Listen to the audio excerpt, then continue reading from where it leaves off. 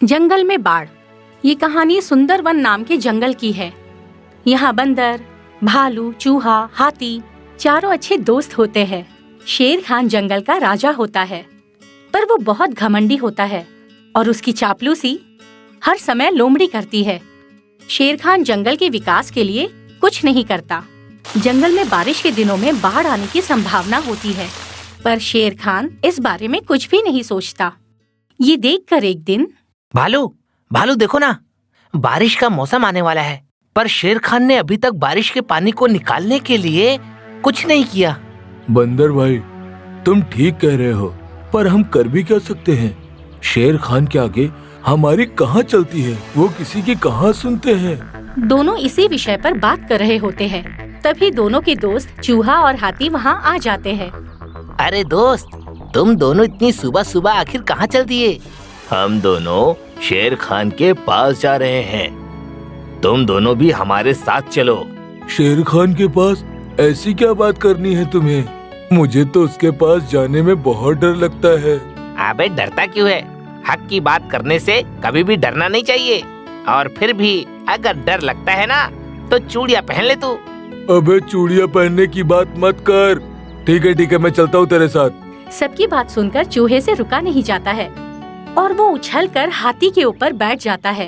फिर कहता है, अरे दोस्त, वो क्या है, डर के आगे ना जीत होती है, इसीलिए अपन भी चलेगा।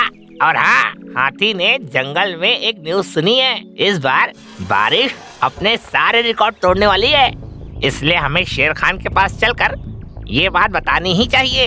हाँ, वैसे तो शेर खान कभी किसी का कुछ नहीं सुनता, पर अगर बात इतनी गंभीर हो तो उसे बताना हमारा फर्ज है। शेर खान सिर्फ लोमड़ी की ही बात सुनता है। मुझे तो शक है कहीं शेर खान का लोमड़ी से टाका तो नहीं भिड़ गया।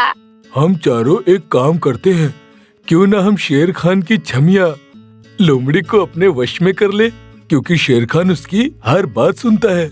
ये बात उन तीनों को ठीक लगती है। उसके बाद चारों लोमड़ी के पास जाते हैं। कैसी हो लोमड़ी बहन, क्या हाल है तुम्हारे? मेरा हाल जानने नहीं आए हो, जरूर कोई बात करनी होगी। लोमड़ी की बातें सुनकर चारों लोग एक दूसरे का मुंह देखने लगते हैं।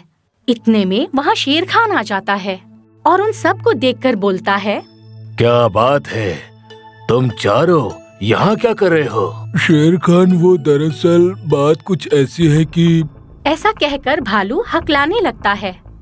तभी हाथी कहता है, वो बात ये है कि कल मैंने जंगल न्यूज़ में बारिश और बाढ़ के बारे में सुना।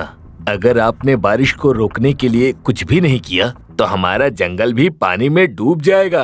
हाथी की बात सुनकर शेर खान गुस्से में कहता है, मुझे मेरा काम सिखाने की कोई जरूरत नहीं, चलो जाओ यहाँ से।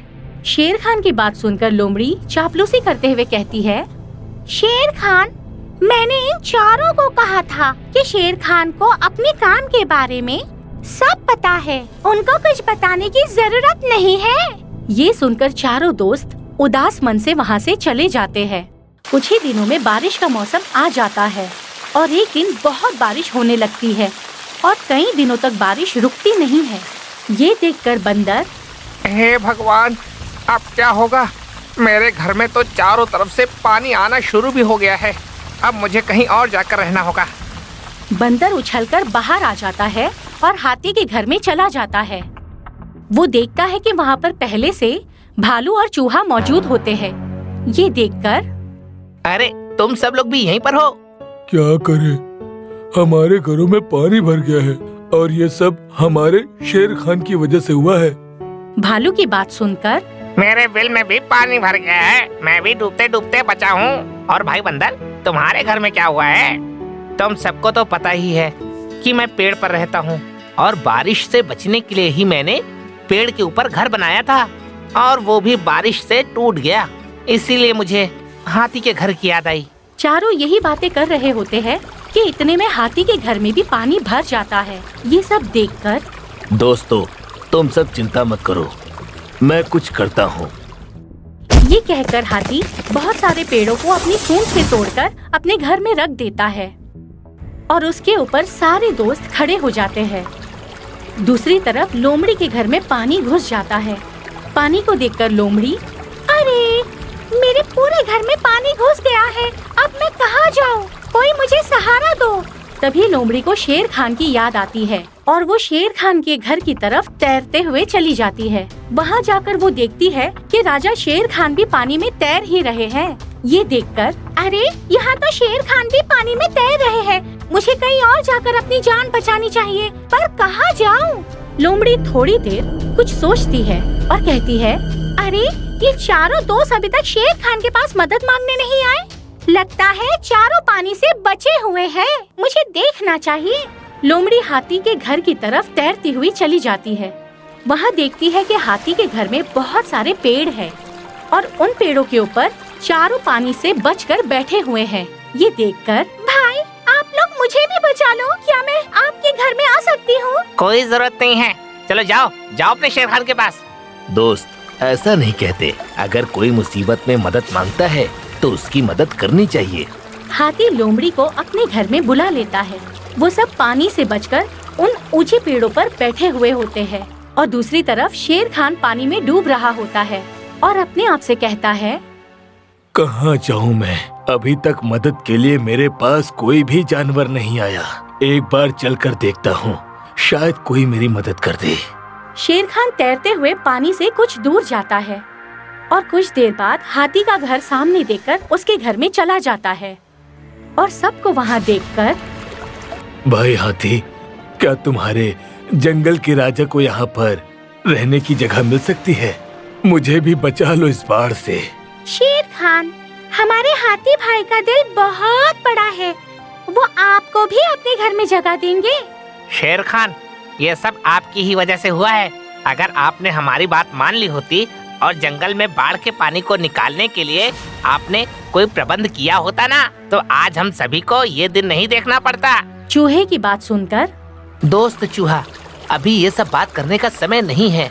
अभी हमें अपने जंगल के राजा को सुरक्षित करने के बारे में सोचना चाहिए और ये हमारा फर्ज है। उसके बाद सारे दोस्त शेर खान को अंदर बुला लेते हैं। थोड़ी देर में बारिश और भी तेज हो जाती है और बाढ़ और भी बढ़ने लगती है।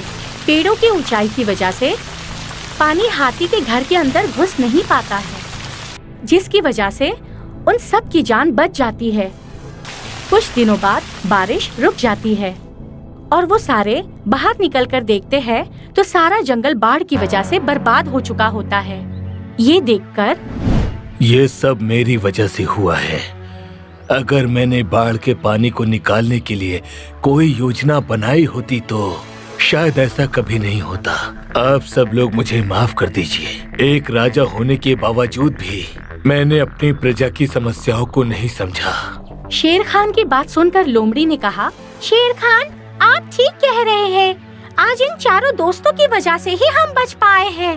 अगर ये हमें अपने घर में नहीं रुकने देते तो हम दोनों इस बाढ़ में डूब चुके होते। मुझे भी माफ कर दो।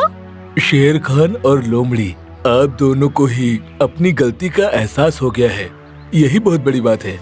पर अब हमें कुछ ऐसा करना चाहिए कि दोबारा कभी जंगल में बाढ़ आने की नौबत ही ना आए।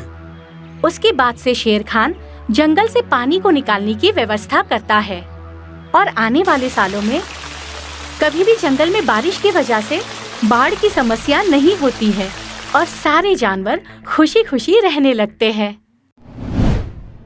आपको हमारा ये वीडियो पसंद आया हो तो प्लीज हमारे चैनल को सब्सक्राइब कीजिए और हाँ, वीडियो को लाइक और शेयर करना मत भूलना। धन्यवाद।